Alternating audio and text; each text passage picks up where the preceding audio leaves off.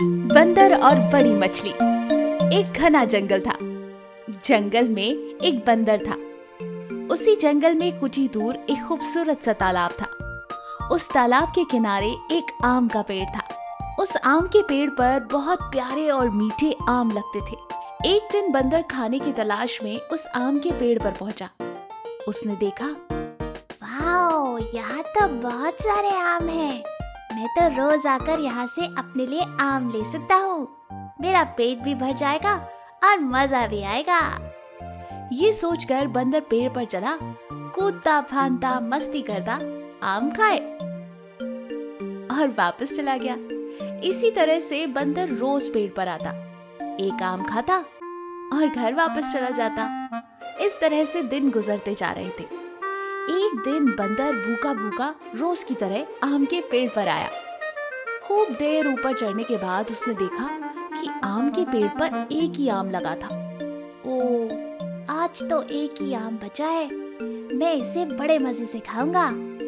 जैसे ही ये सोचकर बंदर आगे बढ़कर वो आम तोड़ता है, तभी अचानक वो आम उसके हाथ से फिसलकर सीधा जाकर तालाब में गिर जाता है। बंदर को बहुत दुख होता है। मेरा इकलौता स्वादिष्ट रसीला आम तालाब में गिर गया। अब मैं क्या खाऊंगा? बंदर बेचारा वहां बैठा बैठा अफसोस कर ही रहा था कि तभी अचानक तालाब में से एक बड़ी सी सुंदर सी मछली उसके पास आती है, जिसके पास आम होता है। बंदर उसे देखते ही खुशी के मारे उछल कूद करने लगता है। अरे वाह मेरे दोस्त, ये मेरा आम है। ऊपर हाथ से फिसल के नीचे गिर गया था। क्या तुम इसे मुझे दे सकते हो? मैं बहुत भूखा हूँ। अगर तुमने मुझे ये आम दिया तो मैं तुम्हारा दोस्त बनूंगा, और अगर कभी तुम्हें मेरी जरूरत पड़ी तो मैं तुम्हारी मदद भी करूंगा। बंदर की बात सुनकर मछली खुश हो जाती है। बहुत बहुत शुक्रिया बंदर भाई, तुमने मुझे अपना दोस्त बोला। इस पूरे जंगल में मेरा कोई दोस्त नहीं, क्योंकि मैं एक विशाल मछली हूँ, पर तुमने मुझे अपना दोस्त कहा है। इसके लिए बहुत बहुत शुक्रिया। ये लो तुम्हारा आम। मछली बंदर को आम दे देती है। बंदर हंसी खुशी वो आम खाता है और कुछ देर उछल कूद करके वापस चला जाता है। अगले दिन बंदर दोबारा मछली से मिलने आता है। दोनों किनारे पर बैठकर खूब सारी बातें करते हैं। अब बंदर और मछली बहुत अच्छे दोस्त बन चुके थे। वो रोज मिलते थे, रोज खूब सारी बातें करते थे, मस्ती करते थे, और इसी तरह से दिन गुजरते जा रहे थे। एक दिन तालाब के किनारे एक मछुआरा आया।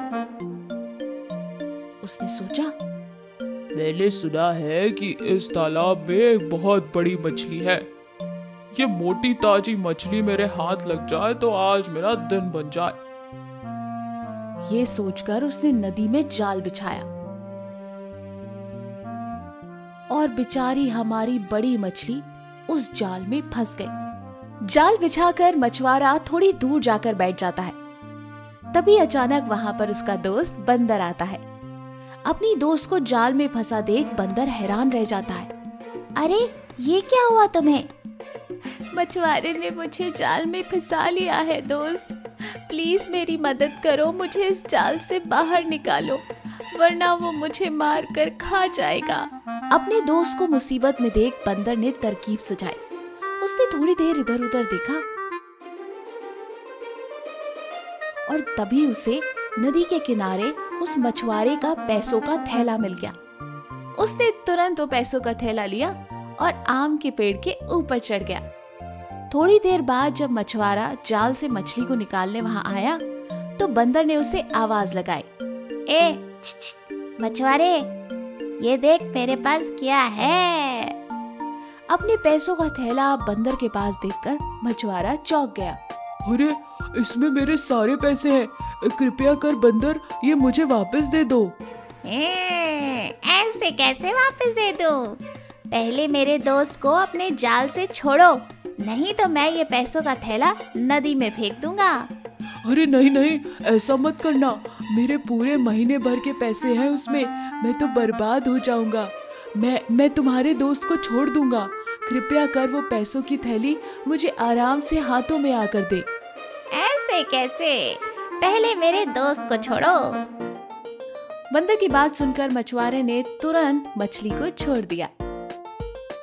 बंदर ने भी अपने वादे के मुताबिक मछुआरे को पैसे का थैला वापस कर दिया। इस तरह बंदर ने अपने दोस्त की जान बचाई और दोनों खुशी खुशी रहने लगे।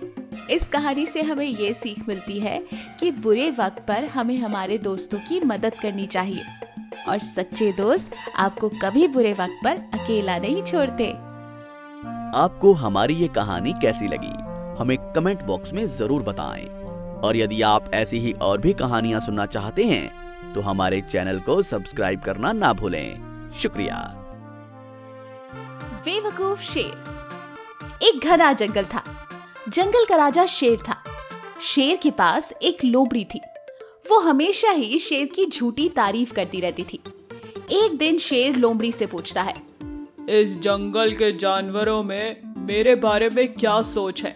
जरा मुझे बताओ तो सही। क्या बताओ महाराज, जंगल के जानवरों को आपका महाराज होना बिल्कुल पसंद नहीं।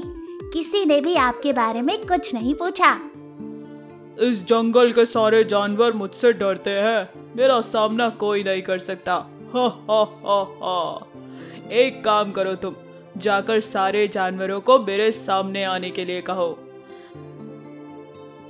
लोमड़ी जानवरों को बुलाने जाती है। उसी जंगल में एक हाथी था जो बहुत ही होशियार था। लोमड़ी हाथी से कहती है, जंगल के महाराज ने आप सबको बुलाया है। जिस पर हाथी लोमड़ी से कहता है, क्यों बुलाया है? वैसे भी उस कम अकल की तारीफ हम नहीं सुन सकते।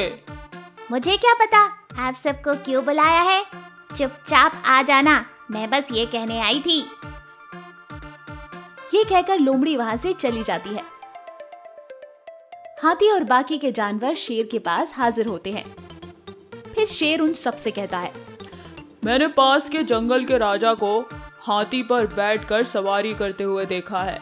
मैं भी इस हाथी पर बैठकर सवारी करूंगा। ये सुनकर हाथी कहता है, महाराज आप अगर मेरे ऊपर बैठोगे तो आप गिर जाओगे। तुम्हारी इतनी हिम्मत कि तुम मेरा मजाक उड़ाओ और मेरे सामने जवाब दो। आज मैं सबके सामने कहता हूँ, अगर मैं तुम्हारे ऊपर सवारी करते हुए गिर गया तो मैं ये राजपाट छोड़ दूंगा। ये सुनकर सारे जानवर खुश हो गए। इसके बाद शेर उठकर हाथी पर बैठता है। हाथी के चलते ही शेर नीचे धड़ाम से गिर जाता है और उठकर खड़ा होकर फिर कहता है, मैं राजा हूँ, मैं राजा, और मैं राजा ही रहूंगा। कोई इस्तीफा नहीं देने वाला। मैं गिरा हूँ हाथी की गलती की वजह से। जिस पर हाथी कहता है, ये क्या महाराज, आप बात से मुकर गए हैं। महाराज के कुछ लक्षण होते हैं। बेवकूफ की तरह पेश आना अच्छे महाराज का लक्षण नहीं है। ये सुनकर लोमड़ी कहती है, अच्छा तो हम एक काम करते हैं, बाकी के जानवरों को पूछते हैं, जंगल का राजा कौन होगा, शेर या ये हाथी? इसका फैसला बाकी के जानवर ही करेंगे। जो भी लोग शेर को पसंद करते हैं वो शेर के पास आकर खड़े हो जाएं, और जो लोग हाथी को राजा बनाना चाहते हैं वो हाथी के पास खड़े हो जाएं। जंगल के सारे जानवर हाथी के पास जाकर खड़े हो गए। बेचारा शेर शर्मिंदा होकर जंगल छोड़कर चला गया। अगर राजा बनना है तो कुछ होशियारी भी जरूरी है। अच्छी लगी ना कहानी? तो जल्दी से हमारी इस वीडियो को लाइक करें और शेयर करें और ऐसी और कहानियां देखने के लिए हमारे चैनल को जल्दी से सब्सक्राइब करें।